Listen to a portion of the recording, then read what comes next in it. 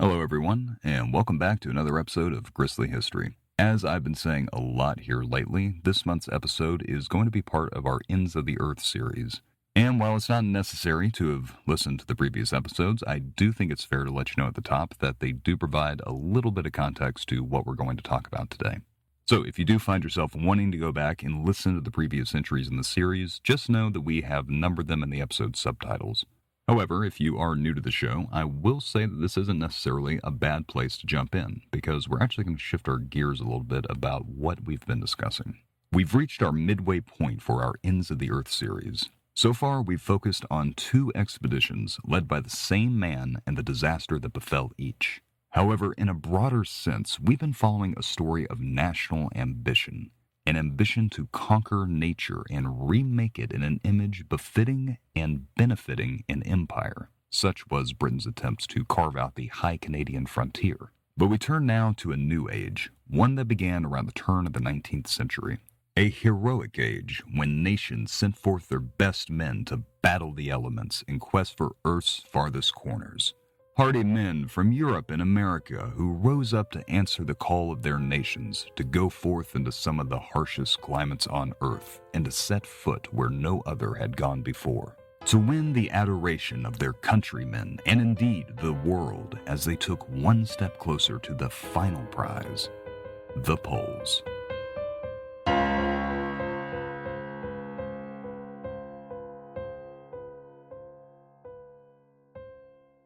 But why the poles?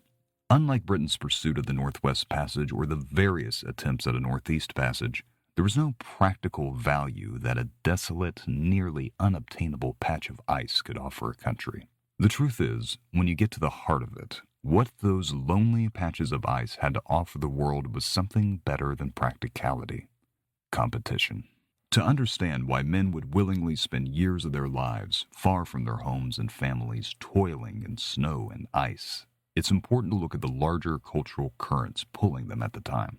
Following the French Revolution, which of course borrowed much of its own vocabulary and spirit from the American Revolution, a slow boil of nationalism began in the Western world. The powers of the church and ancient regimes gradually declined, and the rise of nation-states began.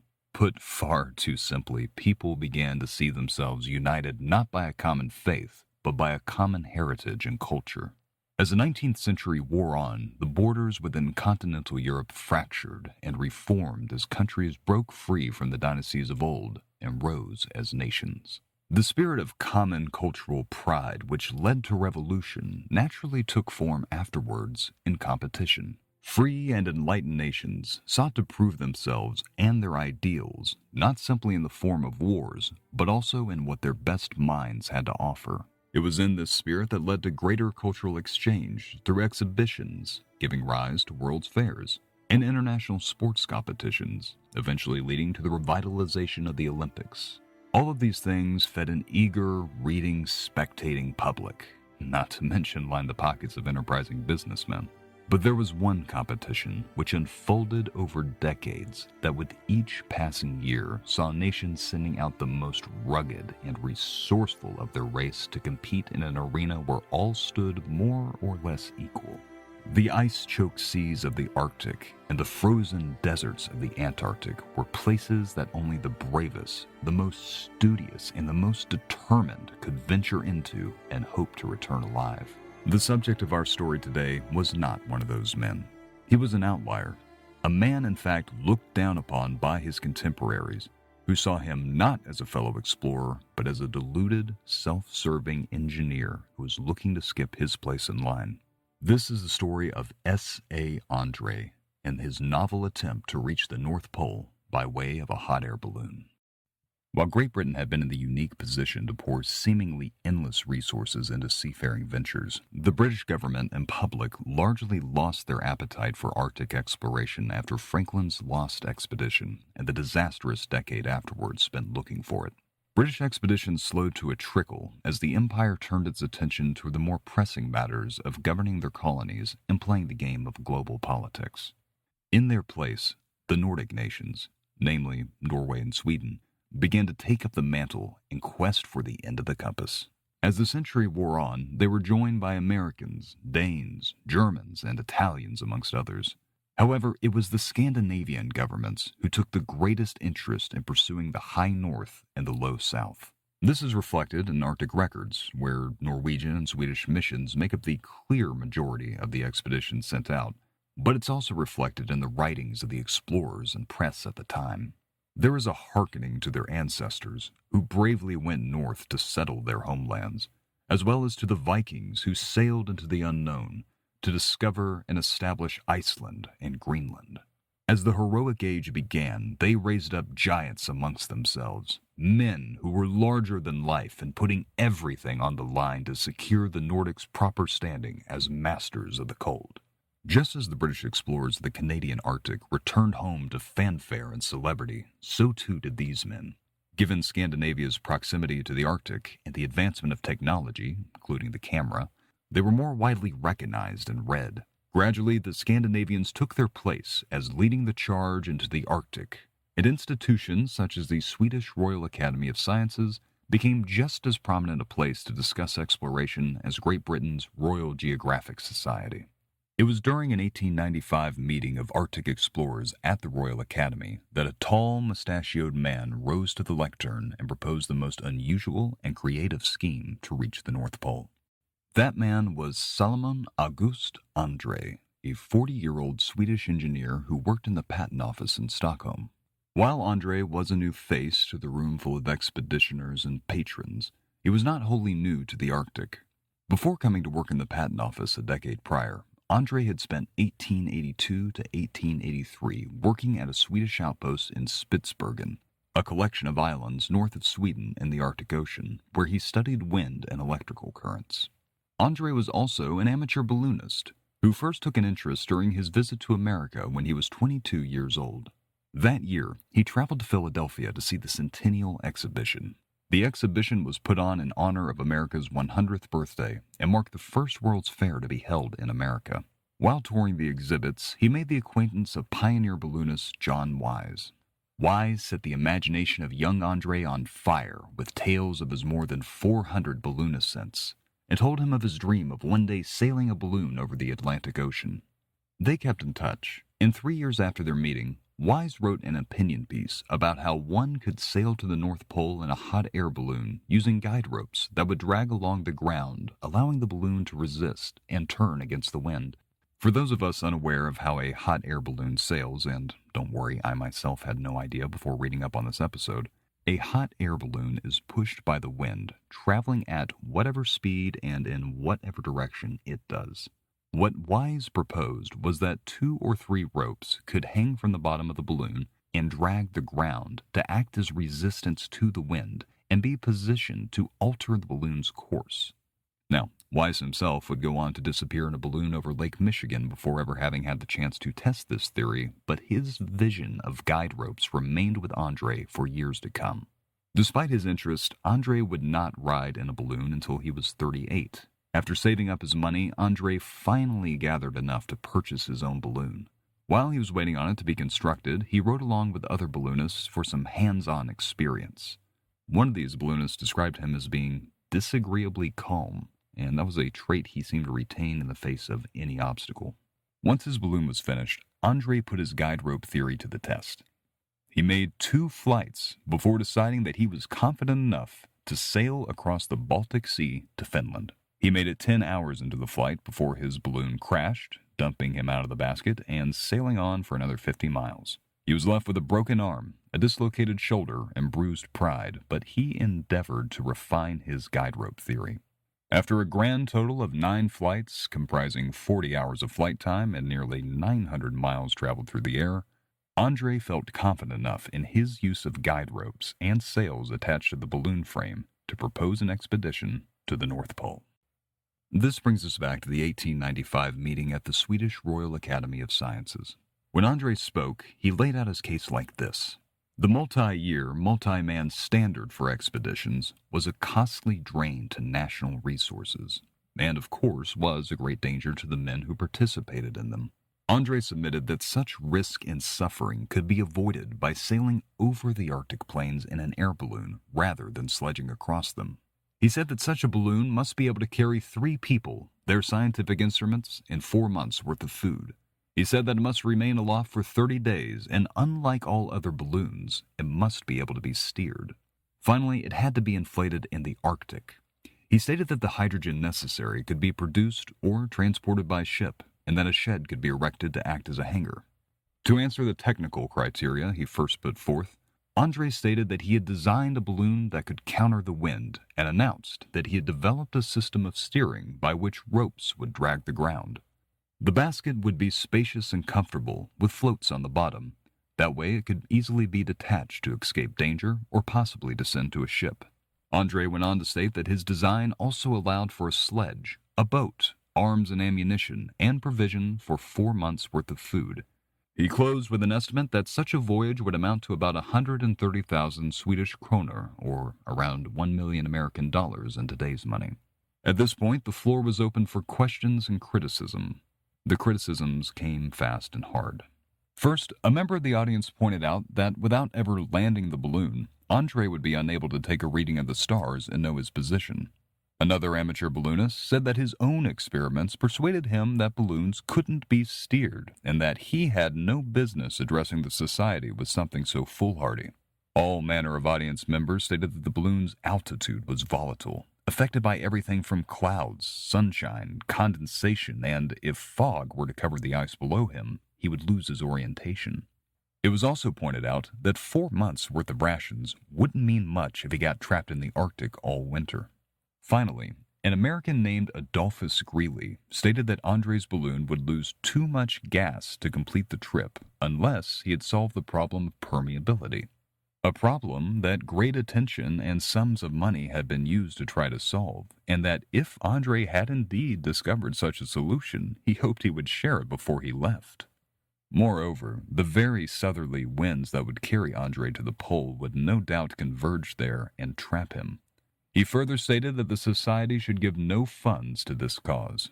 The tension was palpable in the room. These were men who had battled with the elements, who had suffered frostbite, hunger, and watched their fellow men die in the struggle. To them, an Arctic journey was supposed to be long and arduous, with brave men painstakingly gathering specimens and writing about their findings. Andrée's dash to the pole did not show proper reverence, and he wouldn't have the opportunity to conduct any meaningful science. His purposes weren't serious, and all he would have was a record. Andrée studiously took notes of everyone's concerns before returning to the lectern for a rebuttal. He first defended his use of guide ropes, stating that it was a tried and true method, and that while crossing the Baltic, the time where he crashed into the sea and lost his balloon, he said that he had been able to resist the wind by as much as 40 degrees, but could consistently resist it by 27 degrees. Regarding fog, he rejected the notion that fog would obscure his vision, stating that the region was about as large as Europe, and like Europe, there was bound to be fog in some places and none in others. As for rations, he maintained that should his team be stuck in the wilderness for more than 4 months, they could supplement their rations by shooting bears and fishing. Finally, in regards to risking his life and the lives of 2 companions, he addressed the explorers in the room by raising a finger to them and asking them how many men's lives had they risked and lost. Dramatically, he turned to Greeley, closing by saying, "I risked 3 lives, and you lost how many?" A shipload. A decade before, Greeley led an expedition that set a new record for the farthest north, and he had also lost 18 of the 24 other men under his command. Andrée left the lectern to rapt applause. Following his speech, Andrée returned to work in the patent office, where he was visited a few days later by famed Swedish chemist and philanthropist Alfred Nobel. Nobel had actually met Andrée about 8 years before and remembered having had a lively conversation with him. Nobel told Andrée that he was impressed with his plan and offered to contribute a large sum to the cause. Around a week later, Andrée mentioned to Nobel that money was coming in quite slowly, and so Nobel pledged to give him half the amount if he could raise the rest within 2 months. A short while after this, Andrée secured an audience with King Oscar II of Sweden. After hearing André's proposal, he concluded that Sweden deserved the distinction of reaching the pole first, and that such a pioneering method as André suggested deserved the crown's support, and so he offered André the same amount as his new balloon would cost. Within 19 days, André had completed his fundraising. With the money secured, André placed an order to Paris for a balloon of his own design, and then turned his attention to choosing his companions for this trailblazing voyage. He turned first to a former colleague from his days in Spitsbergen, 48-year-old Niels Ekholm. Ekholm was a meteorologist and was widely considered the foremost authority on Arctic weather. André and Ekholm actually were not very companionable in Spitsbergen, though it's also been written that for whatever reason, André wasn't really well liked by anybody on the Spitsbergen team. But whatever their relationship, André clearly recognized the need for Ekholm's expertise, and so persuaded him that with his guide rope technique and Ekholm's knowledge of the polar winds, they would undoubtedly reach the North Pole. The third member of the expedition was 24-year-old Niels Strindberg, a recently graduated lecturer of physics. It isn't entirely clear how Strindberg became involved with the expedition. It's variously been suggested that he was introduced by a professor, that he won a contest, or that he was even at André's speech. However it happened, Strindberg was very enthusiastic about making the journey. He was determined to contribute his knowledge of physics to help the team determine how best to manage their buoyancy to keep them aloft over the pole and to wherever they would land. With the men assembled, all that was left was to secure supplies and wait on the weather. André sent Strindberg to Paris, both to view the progress of the balloon, as well as how to learn to fly it. Before we continue with the story, let's talk a bit about ballooning. The sort of hot air balloon that André intended to use was one made of multiple layers of fabric, painstakingly sewn together and covered in varnish to reduce the rate of gas leaking out. This fabric would be attached to a wicker basket that would hold passengers and ballast that could be thrown overboard to increase a balloon's altitude. The fabric envelope would be filled with hydrogen gas, which would inflate the balloon and allow it to rise into the air. Once airborne, the balloon would travel with the wind, which, strangely enough, the ballooners themselves would neither feel nor hear since they would be traveling at the same speed and in the same direction as the wind. Now, since hydrogen is a gas, it's affected by temperature. When the gas gets colder, it becomes more dense, causing the balloon to sink, and when it becomes hotter, it rises. Going into the Arctic, there were all manner of things that could have impacted the balloon's flight. If it was cloudy, the balloon would have sunk. If it was sunny, the balloon would have risen, and if it were to rain or if water condensation were to build up along the fabric, this too would have caused the balloon to sink. The Andrée expedition was about to head into an area notorious for fog, so they would already be fighting against the weather to keep the balloon airborne. But at the same time, they would also be dealing with the permeability issue that Grisly raised at André's speech.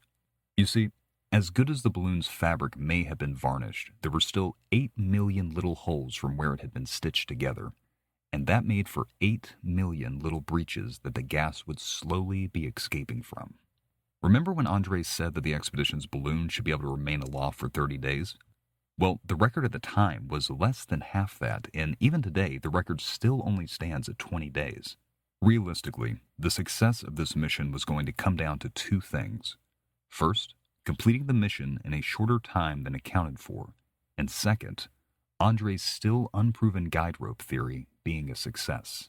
Excitement grew amongst the press and public as the summer of 1896 approached. When the balloon was completed in Paris, it was displayed for over a week, where 30,000 people, including the President of France, came out to see the vessel that would carry the first men to the North Pole. Back in Sweden, the expedition members were all profiled in the papers, and one Swedish newspaper went as far as to give them 36 passenger pigeons that would carry updates back home for the paper to publish. Those pigeons had S.A. Andrée, Polar Expedition 1896, stamped under one wing, as did every piece of equipment. It was stamped onto boxes, instruments, tools, and even the balloon itself. Their clothes were even monogrammed to remind them of their mission. In June, the trio departed with 40,000 people crowding the docks to wave goodbye and wish them well.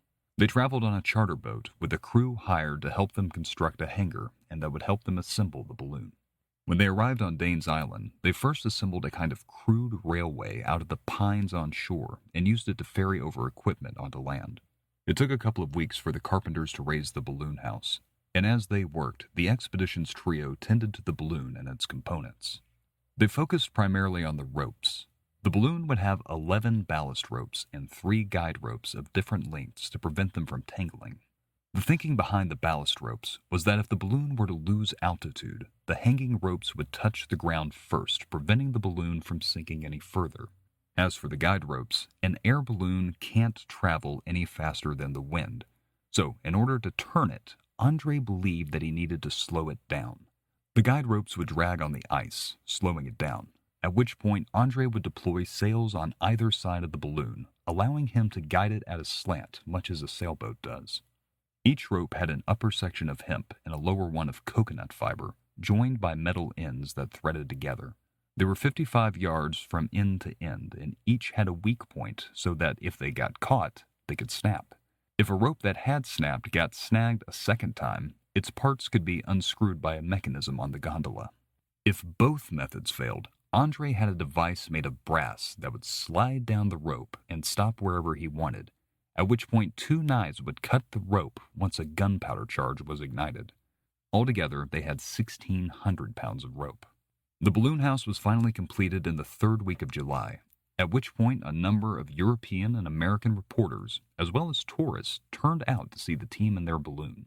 The balloon stood packed and inflated in the hangar so that all the men had to do was wait for a good southerly wind to start them off on their journey. However, 3 days after they inflated the balloon, Niels Ekholm noticed the smell of gas in the hangar and realized that it was deflating. The men quickly revarnished and reinflated the balloon, knowing that if they had left before catching the issue, they wouldn't have made it very far from Spitsbergen before descending down onto the ice. Days turned into weeks, which turned into a month, as the expedition and their hired hands waited in vain for favorable winds. As they waited, they actually encountered the ship of another explorer trying to reach the North Pole. They were told by the men aboard that Fridtjof Nansen had actually left them to try to sledge to the pole solo. Andrée's otherwise detailed diary makes no mention of this. It has been suggested that he quietly feared that if Nansen had made it to the pole, that his own expedition would be rendered moot. However, Nansen was located a couple of days later, having been unable to reach the pole. The boat that Andrée hired was only insured until August the 20th and would need to depart the island by no later than the 14th to return to Sweden in time. With a heavy heart on the evening of the 13th, Andrée conceded that they would not be able to make the flight, and so they packed up and returned home. When they arrived back in Stockholm, they arrived to news that Nansen had been given a hero's welcome, complete with parades and parties to celebrate his new polar record. Newspapers compared the Nansen expedition to Andrée's, noting that once again, a man had gone out and weathered the elements to achieve a new polar record through sheer rugged determination, while Andrée's balloon had never even left the ground. It's unclear what effect all this had on Andrée, but one would presume that it didn't help his confidence. Back at home, the men returned to their regular jobs, with the understanding that they would try again come the following summer. While young Strindberg remained enthusiastic about the expedition, Ekholm was more circumspect. He began reviewing the group's initial calculations and compared it to the data that he had collected as they waited in Spitsbergen, and came to the conclusion that their figures needed to be revised. First, after reviewing the wind patterns, Ekholm thought that Andrée's 6-day trip prediction needed to be doubled to 12, consequently meaning that the balloon would need to be afloat for 60 days rather than 30. However, that didn't account for the rate at which the balloon was losing gas. You see, while at Spitsbergen, Ekholm was perplexed at how the balloon would appear less inflated some days and more inflated on others. It was only once back that Andrée told him that he had been refilling the hydrogen gas any time it began to get low. Taking this into account, Ekholm then believed that the trip would take at least 17 days if it was even possible to keep the balloon inflated, which he now doubted after Andrée's revelation. If the party was unable to safely land in America or Russia, they would then need to journey hundreds of miles over the ice back to civilization, an undertaking that he doubted was beyond the ability of Nansen, let alone unexperienced academics such as themselves. Ekholm did not keep quiet on this, and he even lectured about it publicly, much to Andrée's chagrin. They had a public falling out, in which Andrée refuted Ekholm's calculations and speculated that his wife was pressuring him to find a way out of going on next year's expedition. With Ekholm out of the picture, Andrée gave public notice that he was looking for a replacement, and despite the controversy surrounding the enterprise, he received hundreds of resumes. After some review, Andrée chose 27-year-old civil engineer Knut Frankel. Frankel was a strapping man and has been referred to as the expedition's packhorse. While I'm sure that Frankel did bring a certain expertise to the expedition, I do find it funny that in the official staged photo of the members looking over the plans, Frankel has one hand wringing through his hair while looking bewildered, while everybody else looks confident in the picture, so it really just adds this comic notion that Frankel was only along for the ride to pull stuff. Anyhow, before the next summer arrived, Alfred Nobel passed away, as did Andrée's mother. These deaths were devastating for Andrée. First, because of Nobel's death, it looked as though Andrée would not have the funding in place to try his flight again if they didn't succeed in 1897. Second, Andrée was unmarried, and following the death of his mother, he wrote in his diary that he now had no one left in the world to live for. This has led some to speculate that Andrée chose to act with abandon when he chose to depart that summer, and while I'm not necessarily prepared to say that these deaths fully motivated that decision, I think it's reasonable to presume that they played some part. The more important part, I think, came from Andrée's companions, young men, perhaps a bit idealistic, with little practical experience in what they prepared to do. Without the older, more cautious Ekholm to check Andrée, there was no one to tell him no this time. Despite the failure of 1896, the Swedish public still gave the expedition an enthusiastic send-off in May of 1897. The group returned to Spitsbergen on May 30th and were delighted to see that the balloon house was still standing despite having been constructed as a temporary structure. After making some repairs to the building, the balloon was brought inside and inflated.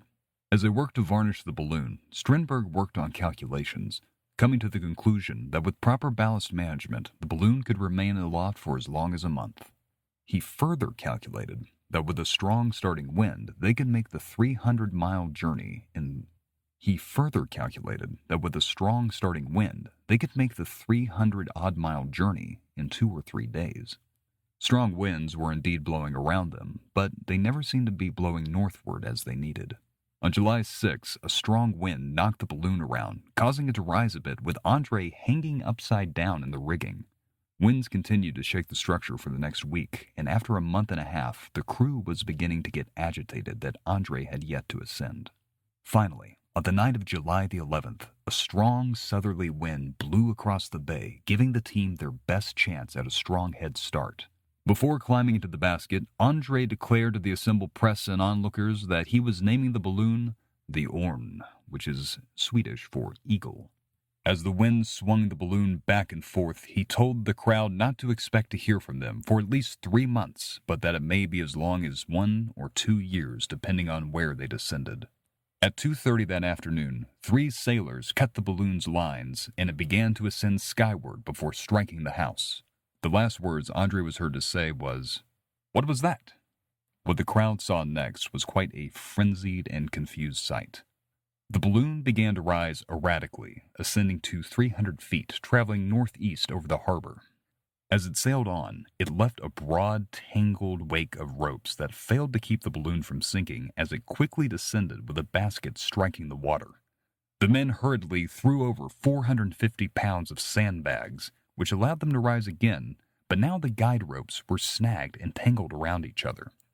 Before leaving the harbor, the lower portions of all 3 guide ropes caught hold of something and snapped off. Andrée cried out to the sailors below, but it was too late. He was now flying along in a balloon that he could not steer. Journalists shouted hurrah and waved handkerchiefs from the shore as they watched the balloon float on towards the horizon. After about an hour, it disappeared over the hills, cresting its last obstacle on the way northward. The reporters at Spitsbergen quickly spread the word of Andrée's flight to the world, and newspapers anxiously awaited updates, which they believed could come from anywhere in the high north. The first word to arrive came 4 days after the expedition left. On a windy stretch of sea near Spitsbergen, a fishing captain saw a bird land on his ship's railing. Hungry for something other than fish, he produced a rifle and shot it, but was unable to retrieve it before it fell into the sea. A few hours later, he mentioned his misfortune to a shipmate, who replied that it very well could have been one of André's passenger pigeons and that there may be some money in it if he found it. The captain quickly reversed course and amazingly found the bird again. Sure enough, the bird had S.A. Andrée stamped under one of its wings and a message secured in a tube. The message read, July 13th, 12:30 p.m., latitude 82 degrees, 2 minutes, longitude 15 degrees, 5 minutes east. Good speed to east, 10 degrees south. All well on board, this is the third pigeon post Andrée. According to the coordinates, he had not yet passed the pole as predicted, but was instead heading east instead of north. The world awaited more pigeons, and though many others were found, claiming that the expedition was either in Alaska or Russia, these were all determined to be fakes. None of André's other birds were ever recovered. However, what was recovered were buoys. These buoys were meant to be thrown out like ballast and float with notes for passing ships to read. The first was discovered in 1898 off the coast of Iceland and was probably the first that Andrée had thrown overboard. It was dated July the 11th, 10:55 p.m., with a message that read, We are drifting at an elevation of about 600 meters. All well. Another buoy was found in 1900 in Norway. It read, Our journey has gone well thus far. We are drifting at an elevation of about 250 meters on a course that was at first north 10 east true. 4 messenger pigeons sent out 5:45 p.m. Greenwich time. They flew westwardly. We are now over the ice that is much broken up. The weather is beautiful. We are in the highest spirits. In 1899, another buoy had been found, this one being the buoy that they had intended to throw out over the North Pole, but was instead found near Spitsbergen, very close to where they had originally started. This buoy had no note, and proved to be a divisive find for those who followed the progress of the expedition. On the one hand, there were those who said that this proved that Andrée had reached the pole, and that he had thrown it out quickly before writing a note, and that a second buoy would give the proper coordinates of the pole. On the other hand, there were those who said that this proved that Andrée and his companions had died, obviously having thrown over their prize buoy when they had nothing left to part with. By 1899, newspapers were openly speculating about the team's demise. A lack of messages could be accounted for by Arctic hawks which may have preyed on André's pigeons, and the periodic freezing and unfreezing of the Arctic Ocean would explain the lack of buoys. However, the more concerning issue was that over the course of 2 years, none of the searches conducted around Spitsbergen or Franz Josef Land had turned up any sign of the expedition. Also, I didn't mention this earlier, but 2 food depots had been left out just in case the balloon had failed to reach the pole and the men needed to trek back. In the 2 years since the men had left, search parties found the food stores cached on the islands untouched and the ice around them undisturbed. The families of Strindberg and Frankel were tantalized with stories that came from Siberia of men who had descended in a balloon and were now hiking back to Europe, or of stories related by Inuit in Greenland who said they had seen a flying object sail by. But these stories, along with the stories of people receiving astral visits from Andrée, never brought about the men's return, and by 1900, even Fridtjof Nansen believed them to be dead. Years passed into decades. More explorers ventured into the unknown north and south. The poles were eventually reached, and man, never satisfied, next set his sights on the world's highest summits. Aside from the expeditioners' families and few living friends, the world largely forgot about André's polar flight, relegating it to passing mentions in Arctic histories and late-night speculations amongst the old breed of Arctic explorers. But then, quite abruptly, the name S.A. Andrée came roaring back into public consciousness with the most unusual and unexpected discovery in 1930. That summer, a Norwegian expedition had set out in a fishing vessel named the Brattvåg to study glaciers in the high north. Passing by the Spitsbergen archipelago, the team spotted White Island, a secluded island nearly encapsulated by a dome of ice. White Island was normally inaccessible because of the icebergs that surrounded it, but this year the team saw an opening and eagerly set ashore. Once on the island, the scientific team busied itself collecting geologic samples while the crew of the Brottvog set about walrus hunting. As the hunters rounded the shore, they saw something shining in the summer sun. Upon inspection, they discovered it was an aluminum lid with the inscription S.A. Andrée, Polar Expedition 1896. After 33 years, Andrée had been found. The hunters gathered the scientists, and together they uncovered a makeshift camp. They found the expedition's boat wrapped in the fabric of the balloon, and it was filled to the brim with books, instruments, clothes, and even food. About 35 feet away, they found a headless skeleton sitting upright with its back to a rock wall and a shotgun at its side. Pulling the skeleton forward, the men discovered a diary wrapped in a sweater behind it. This was undoubtedly Andrée himself. As the team continued to search, they found a sledge, also packed with survival gear. As the team continued to search, they found a sledge packed with survival gear and even a roll of film for the team's camera. They discovered a pile of stones with another headless skeleton underneath, and in the coming days, others would go on to find a third headless skeleton and additional journals. The bodies and equipment were put onto ships and sent back to Stockholm, where word of the expedition's discovery had exhilarated the nation. The bodies were met at the dock, where King Gustav V welcomed them home before being transported to the city's cathedral. After a period of national mourning, the bodies were autopsied, the diaries combed over, and the photographs developed. After more than 3 decades of wonder, the mystery of the Andrée expedition was gradually pieced together. Your heart flutters in your chest as you stop to rest against the sledge. You can hear it thudding in your ears, and it feels like your eyes bulge a little with every palpitation. As you reach inside your sweat-soaked shirt for your canteen, you focus on your breath and try to slow it down. It comes in short, hot waves, making little clouds of mist. You watch as they leap forth, rippling in the wind before swirling away into the unknown. It's not unlike a dancer pirouetting. It reminds you of the last performance of Lakmé you saw with your fiancé and parents before you climbed aboard that boat and set off for the high Arctic 2 months ago. You press the canteen to your lips and tilt it back. The water is a sweet mercy to your soul. As you scan the endless white horizon, you try to remember the melody of the flower duet. The tune sits just out of reach, like a word that sits at the tip of your tongue. Has it really been so long since you last heard music? Since you last felt your beloved's warm embrace? You hear the others scraping up behind you, taking off their harnesses. So you slip the canteen back into your inner coat. The air is so cold that you have to keep it close to your skin so that your body heat will keep it liquid. And with all this pulling, you need the liquid. You push yourself up from the sledge, a wooden frame with a mesh floor to keep the boxes of food upright and off the ice. With shaking hands, you pull off your outer mittens and flex your red fingers.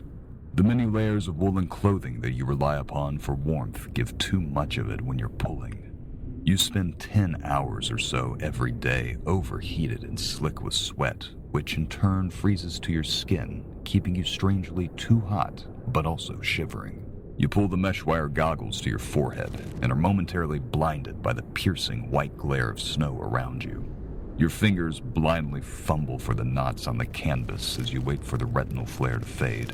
It's all you can do to keep your trembling arms up and moving. The leather and cotton harness you use to pull the sledge is just too big. Each morning, you tighten it as far as it'll go, and yet it never fails to slip off your shoulders. You struggle against the hideous weight for hours as the harness pinches nerves and cuts off circulation to your arms. You try to march to a rhythm, thinking back on the melodies from songs back home, but as the day wears on, your panting and wheezing makes a rhythm of its own, often throwing you off your stride. As you pull the first box from the canvas sack, a sudden flash of pain shoots through your ankle as you strike it against one of the runners. With a teeth-grinding grimace, you sink down to one knee and strain to remove your boot.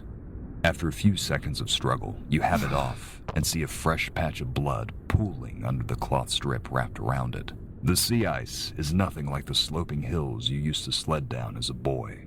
You cannot, for instance, slide over it. The salt content makes the ice rough with such a resistance that it feels like you're pulling the sled over gravel. It also does not freeze evenly, often solidifying in rough, jagged angles. The resulting seracs and hummocks lie in wait like unseen snares waiting to cut you when all your attention is on the pulling and not the immediate landscape around you. That's how one got you last night, slicing right through your sock and into your skin. You fight your way back upright and hobble one-legged over to the canvas covering. You sling the boxes down until you find the medicine chest with the bandages and rest against the sledge as you begin to undo the old wrappings. Your toes are getting numb, so you try to work fast, wrapping and re-wrapping the new bandages as your fingers and foot shudder. Somehow you get the bandage on and pull your sock back over it. Still sitting, you strain as you reach over to retrieve your boot. The leather is rigid, and you have to knead it with your hands a few times to open it wide enough to slip your foot in. You stand up to jam it the rest of the way down before retying your laces. You look around to see what the others are doing. Frankel is starting to lay out the tent and stakes, while Andrée is looking through his sextant. Someone has lighted the spirit stove and begun to boil water. You thank God as you crunch over to it. Stooping down, you hold your shaking hands over the steam and wait for a little bit of warmth to loosen your fingers back up. You know you should help with the tent, but first you need to be able to feel the tent. You look back towards Andrée, who has laid the sextant aside and is now writing in his notebook. "Well," you say, "how far today?" 2 miles, he replies. "Really quite splendid considering the last few days, don't you think?" The wind howls up behind you and the flame nearly flickers out. You make your body a shield around it and gaze into the fire as it starts to burn steady again. That is the fire inside of you, the flame burning in your chest that says, "I want to live." It's still burning, but it's flickering. It flickers with each gash to the leg, and each 2-mile day while Old Man Winter drives a hard wind to your back. How much longer will it burn? You wonder. How much longer? All 3 men had kept journals, and Andrée wrote so frequently that he actually had 2. Combining their accounts together, we have a play-by-play record of the expedition's flight and 3-month journey. On July the 11th, their first night out, Andrée remained awake while the others slept. Clouds below them kept him from knowing which direction they were heading, but as the night wore on, he was finally able to make out the ice and determine that they were heading west. At dawn, they ate breakfast and observed walruses and bears swimming below them, and were even able to take a couple of photographs. It wasn't long, however, before clouds rolled in and the balloon descended to about 50 feet over the ice. The air was a little warmer than freezing, and as the clouds thickened, the hydrogen became denser, causing the balloon to sink low enough that the basket began to strike the ice. In an effort to keep the balloon airborne, the men threw out the last of their sandbags, their heavy knives, and even their North Pole buoy. They remained aloft, but the fog kept them low to the ground, and they still occasionally bumped the ice. As night fell, one of the ropes snagged a jagged ridge of ice, and the balloon remained stationary. As the others slept, Andrée wrote in his journal, "I cannot but deny that all 3 of us are dominated by a feeling of pride. We think we can well face death, having done all that we have done. Isn't it all perhaps the expression of an extremely strong sense of individuality that cannot bear the thought of living and dying like a man in the ranks, forgotten by coming generations? Is this ambition?" After 13 hours, the rope was finally freed and the men continued northeast. Fog returned and the balloon sank so low that at one point they were simply drug across the ice. They threw out a medicine chest, the last of their buoys and other odds and ends, but the balloon barely remained aloft. They knocked against the ice so constantly that Strindberg developed motion sickness. At 7:30 a.m. on July 14th, they threw out an anchor attached to a rope, halting the balloon before descending onto the ice. After 65.5 hours, the flight was over.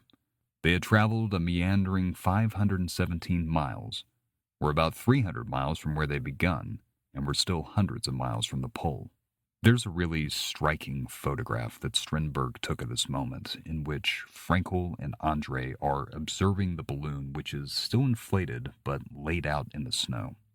It's one of those pictures that immediately draws you to it, and that immediately makes you want to know the story behind it. Out of 240 photographs taken on the expedition, 93 were successfully developed, We'll have a few of them up on social media, but I highly encourage anybody listening to go and seek them out because they create a visual record that is truly remarkable. The men camped at the crash site for a week as they plotted their next move. While there, they dined on fine meats and desserts, and even washed their meals down with wine, port, and ale donated by various sponsors and patrons. For now, food was not a problem. In fact, they had so much of it that they would need to leave some behind, so they indulged while they still could. Their objective now was to go to where they would have enough food to last them through the winter, as by this point they suspected that they would not be able to return to Spitsbergen by summer's end. 2 food depots had been prepared before their journey, thereby leaving them with 2 options. The first was a food store in a place called the Seven Islands, just north of the Spitsbergen archipelago. The second was an even larger food store on Cape Flora in Franz Josef Land, an uninhabited area almost 500 miles away from Spitsbergen. They estimated that they were about 192 miles from Spitsbergen and about 210 from Franz Josef Land, so it was roughly equidistant. However, they decided to try for the Cape Flora depot, both because it was larger and because they thought that the ice would be more likely to drift in that direction, thereby saving them some exertion. They loaded their sledges with various foodstuffs, survival gear, and scientific instruments, wrapping them with the canvas from the balloon to keep the interiors dry. One sledge held a modest rowboat in case they encountered any open water leads on the summer ice. Between them, they estimated that their sledges weighed between 300 and 450 pounds, and on July 22nd, they got into harness and began their trek south. This was an instance in which the team would have greatly benefited studying from accounts of past expeditions or even consulting contemporary explorers like Nansen, because Nansen would have told them that a 200-pound sledge was too heavy considering the effort required to drag it. To give you some idea of what that effort looked like, I'm going to share a quote by Leopold McClintock, one of the explorers who found traces of the Franklin expedition and the man with the distinction of being regarded as the father of Arctic sledging. Regarding sledging, McClintock writes this: "People unfamiliar with sledging seem to think that we skate over glassy ice or walk on snowshoes over snow of any considerable depth. Saltwater ice is not so smooth as to be slippery. To skate upon it is very possible, though very fatiguing. But hardly is the sea frozen over when the snow falls or remains upon it all winter. When it first falls, snow is often soft and perhaps a foot or 15 inches deep, but it is blown about by every wind until it has become like the finest sand and hardened under severe temperature. It consolidates under a covering of a few inches depth and becomes so compact that the sledge runner does not sink more than an inch or so.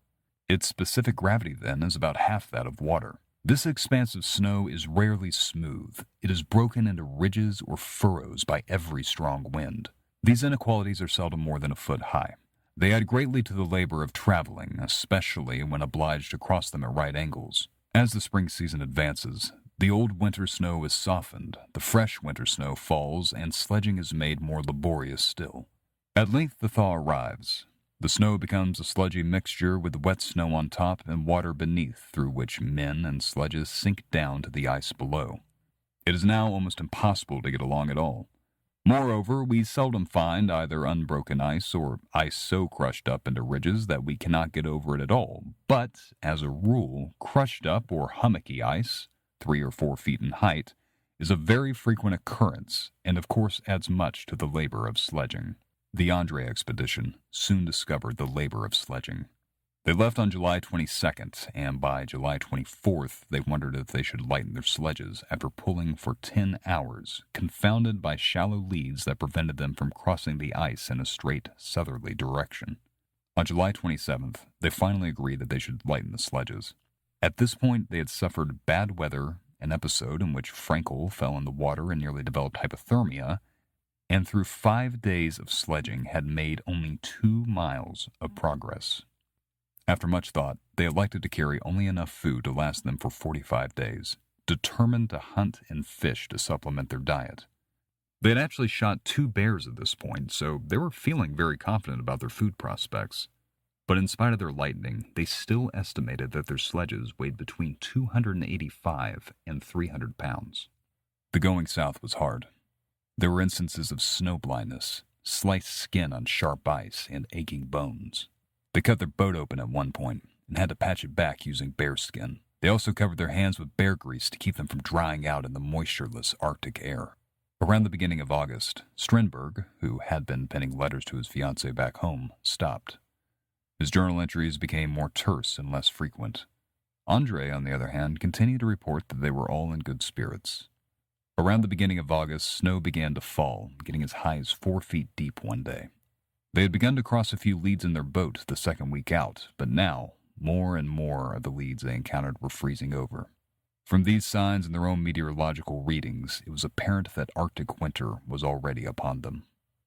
On August the 4th, the trio reassessed matters. Though they could not perceive it, the ice below them was in a constant state of motion, and by Andrée's reckoning, they were traveling south faster than they could walk east, making their trek towards Franz Josef Land a futile exercise. The group decided that they needed to head the other way, back towards the depot on the Seven Islands. This would, by their own estimates, take them 6 to 7 weeks of man-hauling, which, again, would be done through the Arctic winter with no shelter but a canvas tent and a shared sleeping bag. So they marched on in a southward direction, hoping that the ice would continue to drift towards the west. Around August the 12th, they passed by where the balloon had gotten snagged for 13 hours, almost a month earlier. As they continued on through August, they plodded southward, forced to meander by leads too shallow to cross and ice ridges too high to climb. Because of these difficulties, they were only averaging about 1,000 meters a day. One day, their camp was attacked by 3 bears, all of which they killed. They gorged themselves on the excess meat, which gave them the runs, and, according to Andrée, whenever the men had stomach complaints, they treated it with morphine and opium. They tried in vain to use the excess meat to lure other bears to their position by laying out the bear meat doused in blood, and likewise tried without result to fish with the pieces of meat. As the month wore on, they continued to shoot bears, but they had to cut back on their supply of powdered soups and bread. They combined food in creative ways to stretch their supply, such as with their blood pancakes, a mixture of oatmeal and bear blood. Despite their attempts, it was sometime around the beginning of August that the men began to experience a calorie deficit that would remain with them for the rest of their journey south. Strindberg's birthday came September the 4th, and Andrée surprised him with letters from his family and fiancée, who had sent them along for just this occasion. The men had a good meal in celebration, and all of them longed for the lovely things at home. Their fortunes would only dwindle from here.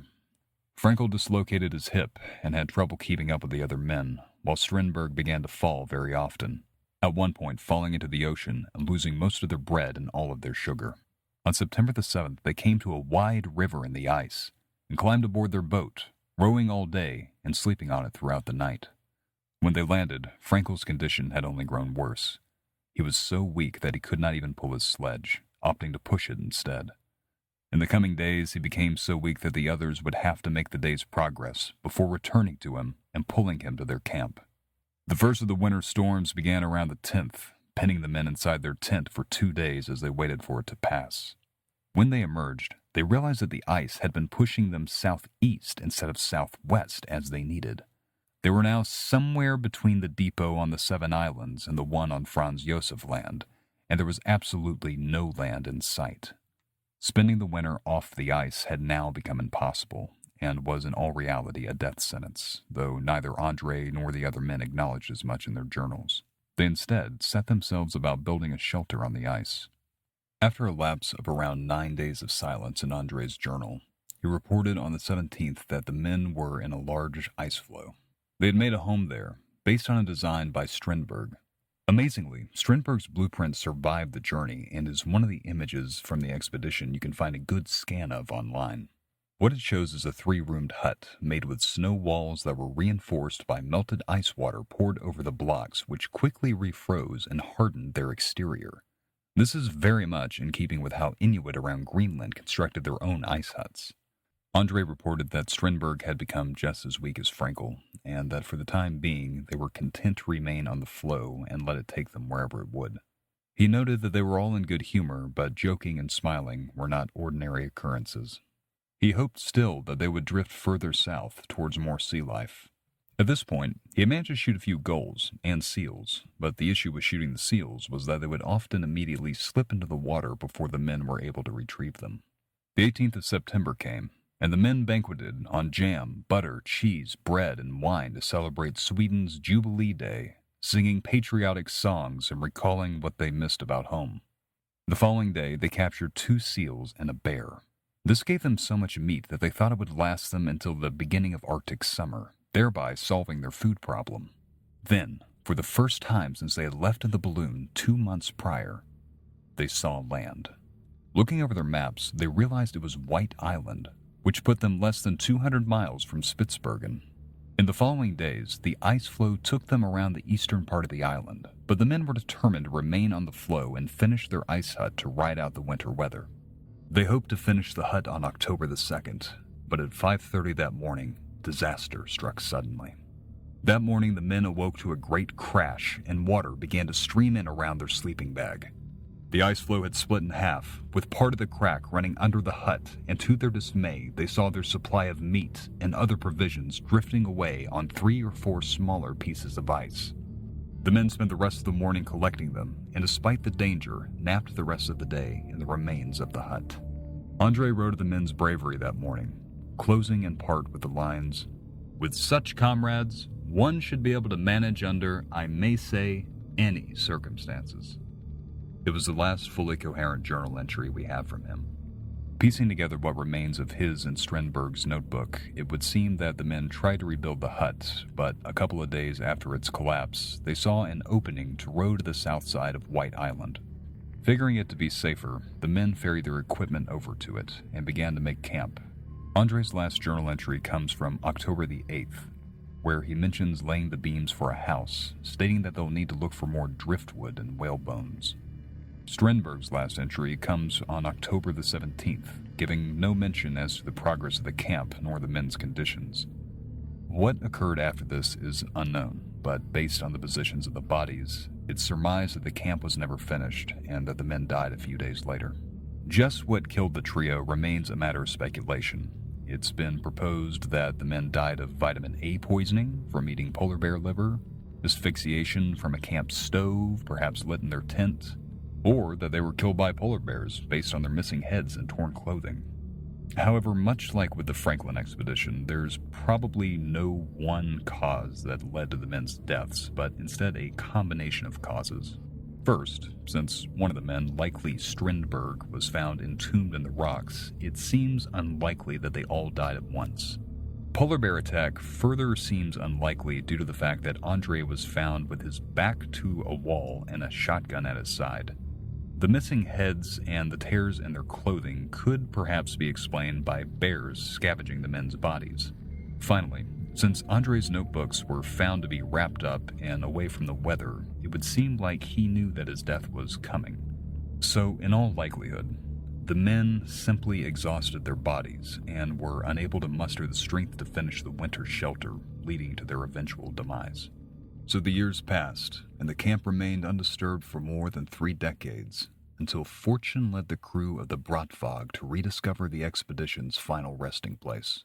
Back in Sweden, the men's autopsies were completed, and the surviving friends and distant families of the expeditioners traveled to Stockholm to pay their final respects. The nation mourned, and the trio laid in state before being cremated on October the 9th, 1930. In the years that followed that long-ago expedition, there were many claims made by men to have been the first to the pole. In 1908, Frederick Cook claimed to have reached it with the assistance of 2 Inuit, but since neither of them could read scientific instruments, they couldn't verify that fact. So too did Robert Peary claim to have reached the pole in 1909, but again, as the only one in his party that could take a positional reading, his claim could not be verified. The first undisputed claim of a person having reached the North Pole came in 1926 by Norwegian explorer Roald Amundsen. Amundsen was a giant in the field of Arctic exploration. Amongst his many accomplishments, he was the first to traverse the Northwest Passage in a 6-man fishing vessel in 1903. In 1912, he traveled to the Antarctic and raced the English for the South Pole and won. And would you believe me, if I told you that this colossus of Arctic and Antarctic exploration reached the North Pole not by way of a ship, nor by laborious sledge pulling, but instead on an airship? Nearly 30 years after the Orne took its fateful flight, the ghost of S.A. Andrée found its vindication. I'd like to close the story with a quote from a professor from Kansas State University, who, on the eve of André's flight, wrote an opinion piece regarding the expedition's prospects. In spite of his dire predictions, he nevertheless understood what drove men to the ends of the earth. Of the race for the poles, he wrote, "The fascination for polar exploration is marvelous. It is a challenge that nature throws down to man. Win the pole, she says, and great will be your prize. She is awarded prizes for these attempts, and the nearer an explorer reaches the pole, the greater has been her prize. Nansen's prize has been worldwide fame and ample fortune. Should Andrée succeed in reaching the pole and returning, his name will never die, and the world will be at his feet. Many men have considered it a prize well worth the attempt." The prize. How many frozen years and countless lives were spent in the race for that distant prize?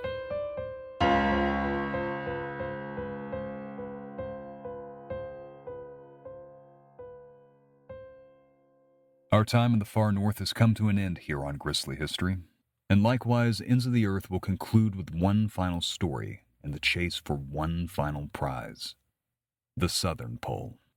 As we approach the end of the winter season here in the Northern Hemisphere, we're excited to wrap up our Ends of the Earth series with the story of a mad dash towards the South Pole, when two national teams risked everything to return home as national heroes. Be on the lookout for the conclusion of our series with Robert Falcon Scott's Terra Nova expedition. In the meantime, we'd like to thank you for your continued support of the show. Whether you've been with us since the beginning or just joined us through our shorts on TikTok or other platforms or somewhere in between, we want to say thank you for sticking with us so far. If you're a fan of the show and you would like to enjoy bonus content, exclusive episodes, and much more, we have launched a Patreon support page. Our page is Pay What You Want, and every cent donated allows us to offset production costs, spend more time creating episodes, making social content, and much more. Plus, our first 10 supporters will receive a custom die-cut matte sticker as a thank you for your early support. So head on over to patreon.com/grislyhistory for more information. If you've enjoyed what you've heard thus far, please consider following the show on your preferred podcast player, interacting with our social media channels, or leaving a review on Apple Podcasts. Your support continues to shape what Grisly History becomes and what it can be. Grisly History is a historical podcast hosted by myself, Graham Parker, and produced by Michael Ruiz. For more information on the show, as well as links to our various platforms, please visit our website, grislyhistory.com. Finally, if you have any commercial or narration work that requires a voiceover talent, I am available and I'd love to get in touch with you. Please reach out to my email address, graham@grislyhistory.com, and I'd be happy to talk to you about your upcoming project. Again, that is graham@grislyhistory.com. That's all from us. Thank you for listening, and we will see you next time.